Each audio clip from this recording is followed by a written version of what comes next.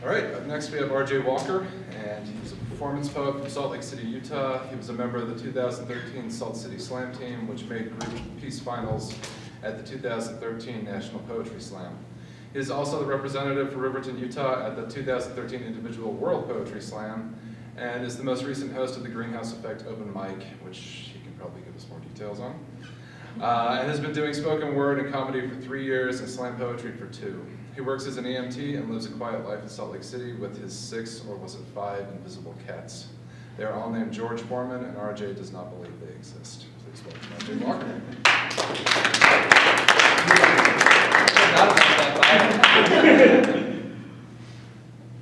What's up, guys? My name's RJ Walker.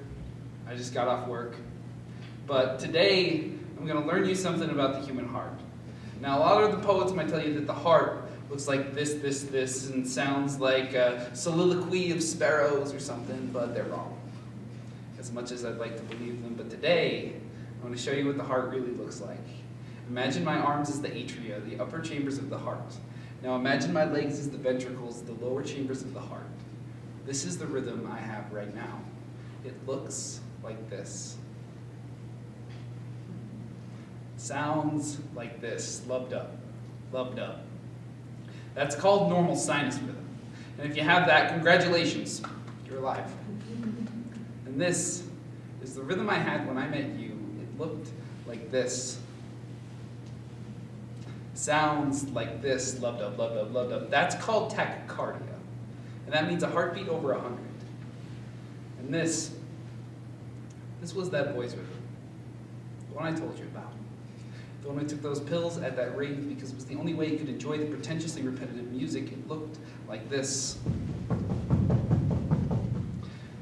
Sounds like this. That's called ventricular tachycardia. And that's when the heart is beating too fast to pump any blood. After I started CPR, his rhythm decompensated to this. It looked like this.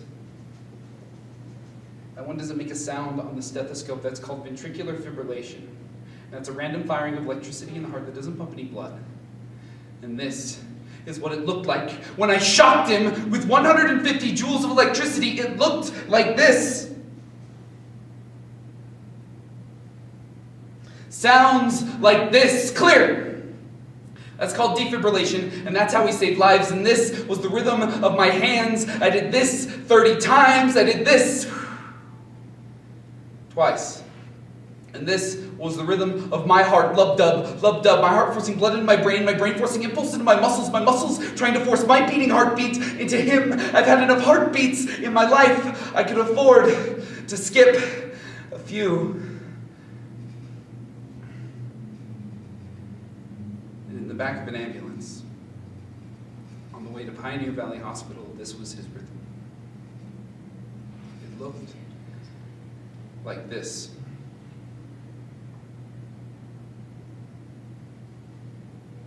It sounds like this. That's called asystole. And that doesn't mean anything. Thank you guys. I'm used to like some sort of like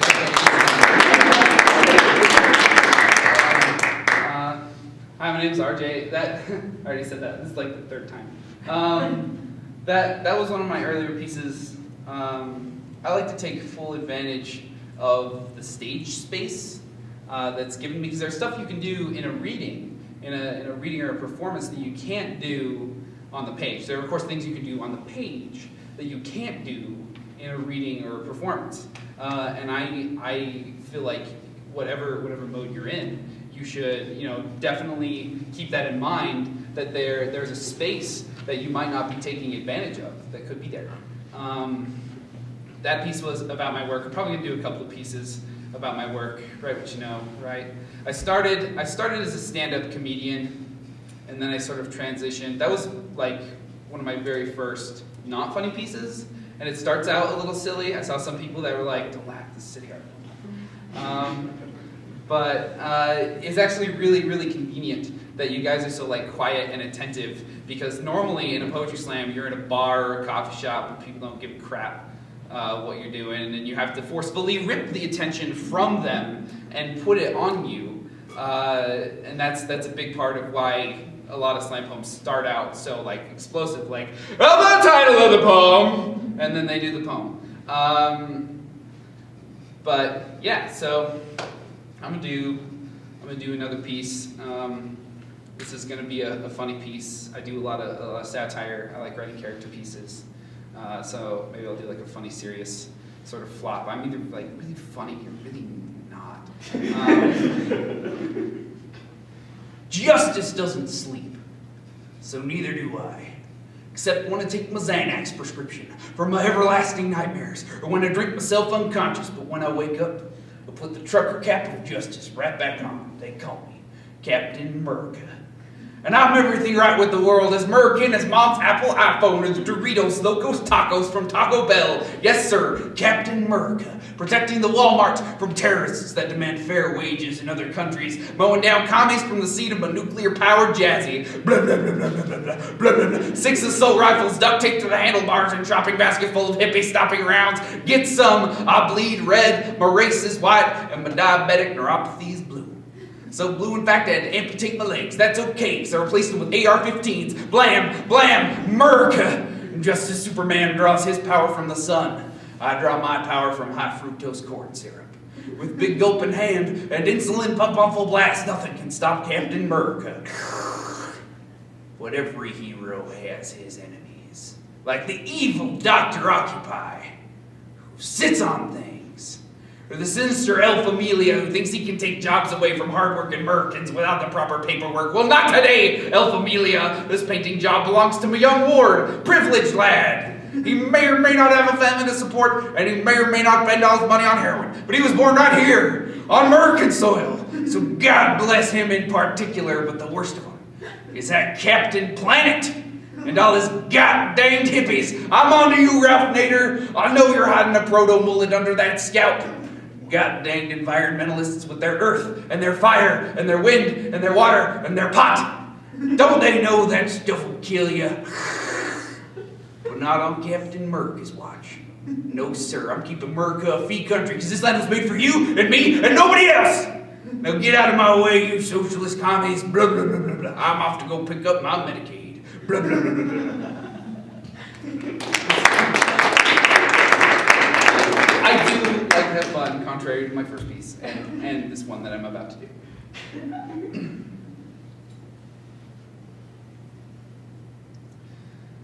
How ironic to die in a living room.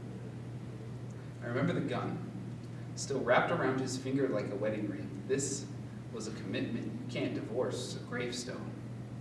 He used his head as a paintbrush, painted a Van Gogh in the living room, blasted the halo right off his head. And I wonder if God in heaven has a box full of halos that will never be worn. And I wonder if one of them belongs to him. How ironic they call it live ammunition. I don't remember his name. I just remember that I couldn't pronounce it without sounding like a gunshot. He left a suicide note. It was in Spanish. I didn't want to read it anyway.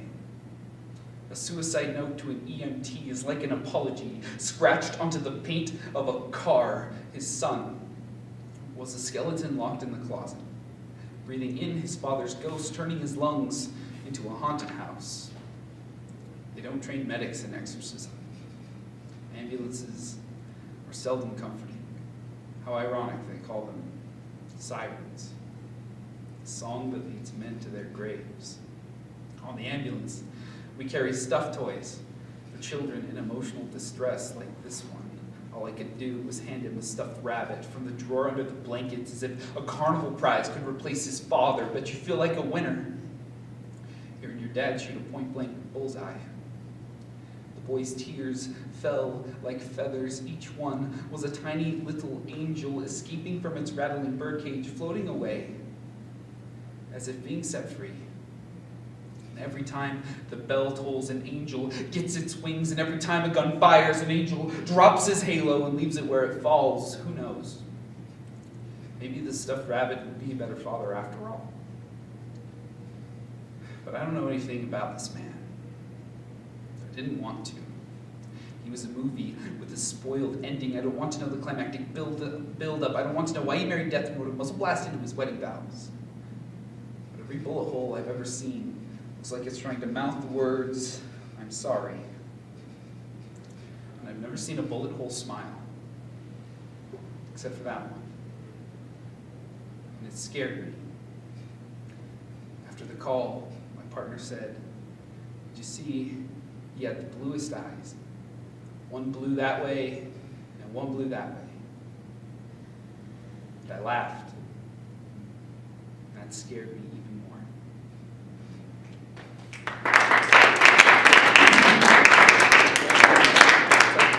This is all chuckles. No. That's kind of my style. It's like really funny or really not funny. When I was doing comedy, it was like, yeah, I'd make really bad, really offensive jokes, and people would love them. But when I got into poetry, I was like, oh, there's like this refinement thing that I've been hearing so much about, where there's like taste involved. And I got a lot into absurdity and absurdism. I really like absurdist humor. I tried to start a series of jokes called Brick Jokes. Feel free to spread these. Oh, they're so good. So Willie, this is a brick joke. What's the difference between a brick? That's the joke. Oh, but then people who know what brick jokes are, they're in on it because you said the word brick. So they're like, oh, now I know. And then everybody else thinks it's funny except for the person you're telling the joke to, and then that's funny. Yeah. So here's a poem about nothing. How epic was it? I'll tell you how epic it was. It was like if Aristotle's ghost bestowed a higher plane of enlightenment onto each individual cell of my being, but more epic than that. Like the legend of the narwhal that fell in love with the horse, thus bringing the first unicorns into the world. But even epicer, like if Hermes lent me his sandals so that I could race Superman around the universe, only to be spat out of the black hole finish line and into a dimension where stars are made of chocolate and planets are made out of graham cracker. And all the people are made out of marshmallows, and they're hunkered down in their houses with doors and windows boarded up in preparation for my nom apocalypse. But the epicness gets epileptically epicer, like if Leonardo DiCaprio and friends and my psyche in a bullet shell, making me retaste my first kiss and see secret fathers explode as hot hell freezes over being feather-dusted by Odin's white beard, making a metaphor inside of a metaphor inside of a metaphor inside of a metaphor inside of one big simile, like metaphorception. But the epicness is over 9,000! Like if scientists found out that the cure for cancer was philosophy, and all the people who majored in it suddenly had jobs. Madness epic, beyond your mortal comprehension, so that the voice you're hearing right now is actually from God's Google Translate. Epic, like Cthulhu's black star returned from within the abysmal depths of Relay, all are driven mad by the soul god's dream, but those who are ready, prepared with lucid weapons made of Odysseus bows and Achilles heel bowstrings that fire the lightning bolts of Zeus to repel the old one back into his astral prison. For now. But the epicness! No translation available. Epic, like if the archangel himself descended among the common populace, bringing forth his righteous fury with a grim reaper sight and a joker's smile that froze at the alcohol and the noir distilleries through time and space. He continues his violent songman's judgment underneath the puppeteering hand of God's God until the very universe splits open and the dimensions twist together as tangled yarn eyes witness the return of what killed the dinosaurs and the aforementioned Cthulhu. Each the ever-expanding madness until nothing is left but his obese belly that bursts when Chuck Norris roundhouse kicks his way out. Like a C-section, the resulting explosion causes a second big bang. I don't know what I was going to... Normally I just make something up at the end. Like, and that's how epic the coffee is down at Salt Lake Roasting Company. Tip your barista. Yeah, it's a poem about nothing. Let's be real. There's nothing that poem's about. But it's about the journey, not the destination, which you could argue that's what the poem's about. But whatever. This isn't a classroom. I say it's a poem about nothing. I'm the author. Oh man. Oh, we're doing the funny, serious thing. Okay. Actually, how do y'all feel about swearing? Is swearing a thing? Swearing is important to this piece. I only swear if it's important to the piece. Something I'd like to know. Do this piece.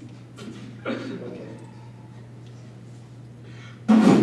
Oh yeah! Kool-Aid Man is here to break down the walls. The party starts now. Can I get an oh yeah? Oh yeah! I said can I get an oh yeah? Yeah! Oh yeah! 2. Oh yeah, that's Kool-Aid with a K, bitches. As in too cool for school. That's school with a K too, bitches. Because fuck the man and fuck the letter C. That poor excuse for a consonant. That's consonant with a K, bitches. Can I get an oh yeah? Oh yeah! I said, can I get an oh yeah? Oh yeah! 3. Kool-Aid makes boring water wonderful. Water only comes in one fucking flavor. Bland. Fuck that. Kool-Aid Man got a flavor for every occasion. Who would rather have a cold glass of killer thriller cherry chiller than be shot in the face? Can I get an oh yeah? I said, can I get an oh yeah? Oh yeah! Who would rather suck back the succulent sensation of very elation than plunge a ritual dagger into their own heart? Can I get an oh yeah? Oh yeah! 4. Oh shit, what's 4? Oh yeah, Kool-Aid Man got the love like Jesus, because for every pack of Kool-Aid you buy, Kool-Aid gonna donate beverages to orphans. Can I get an oh yeah? Oh yeah, so buy up, bitches, or burn in hell with the unbaptized orphan you consigned to purgatory because you lack the fucking empathy to give the gift of hydration to an orphan. Jesus died for your sins, not your fucking impiety. Now you will drink my Kool-Aid, or I will rip your intestines out through your eye sockets, blend them up in my body, and pour myself a glass of berry, cherry, bloody virgin screams. Can I get an oh yeah? I said, can I get an oh yeah? 1, 2, 3, 4. On November 18th, 1978, cult leader Jim Jones convinced 918 people to drink Kool-Aid laced with cyanide. He did it using the same 4 manipulation tactics used in politics and mainstream marketing. 1, repeat the same thing over and over until it sticks. Oh yeah! 2, make yourself seem more than human by making others seem less than human, bitches. 3, give several options that all lead to the same conclusion. Who'd rather have a cold glass of Kool-Aid than be shot in the face? 4, emotional manipulation, usually with anger, fear, guilt, or love. Jesus died for your sins, not your fucking impiety. 1, 2, 3, 4. 918 people lying peacefully like the rubble of a temple. 918 people are banging on your television screen, counting to 4. Can I get an oh yeah? I just wanted to see if I could get you guys to say oh yeah. That was really what I was trying to do. Okay, so I'm gonna talk a bit, and then I'm gonna do a 1-minute short piece. So I host the open mic at the Greenhouse Effect. It's Salt Lake's longest running and probably the best open mic in the entire city. I don't know, maybe there's an open mic I haven't heard about, but it's probably not as good as Greenhouse, let's be honest. Greenhouse kicks butt. Mestizos is a close second. Don't get me wrong, Mestizos rocks. City Art's cool. But Greenhouse, man, it's because I host it. Greenhouse, man. We're open to anything. You'll see all kinds of crazy stuff going on at Greenhouse. One dude covered Skrillex on a didgeridoo. That was a thing. There was like a freestyle rapper came with an accordion player that didn't speak English but spoke perfect German. And he did like freestyle rap, and then the German guy would like sing German and play the accordion at the same time. It was weird, but it was awesome. That's the Greenhouse Effect. You're open to anything. Crazy conspiracy theories for 5 minutes? Why not? Welcome to Greenhouse. But it's where a lot of people get started. It's where I got started, just because they're so open and so welcoming of everything. And they're so good to respond. So what you put out, the audience at Greenhouse gives you back. So you know if you are getting pity laughs or real laughs, which I learned doing comedy there. Last piece, it's 1 minute long, did it at the Individual World Poetry Slam, just because, yeah. Miley Cyrus's We Can't Stop in the form of a sonnet. The banquet be ours, that we might kiss whom we desire. With crimson goblets we drinketh many hours, amongst several bodies that doth perspire. Dost thou not see? We ownest the night, and cannot cease these proceedings. Dost thou not see that we bout that life? For when nobody giveth nothing, we ought not receiving. To mine lusty damsel, with the large arse, only thy God may judgeth thee. And forget thine enemies, whose love be a farce, and partake of a line upon the chamber pot with me. La, da dee, da dee. Be taken to the legs by Miley. Thank you guys. I'm RJ. Poetry Slam finals are going to be April Fool's Day at the Off-Broadway Theater. You can buy tickets advance online. You can ask us after about that. I've got books. Willie's probably got books. We've all got books. Yay, books. We've got flyers. Willie, you have flyers? I have a pamphlet. About Poetry Slam and the spoken word in Salt Lake City. Second Thursday of every month, Joffy's Coffee Poetry Slam. Open mic before every slam, so if you don't want to compete, feel free to share whatever at the open mic. Thank you all.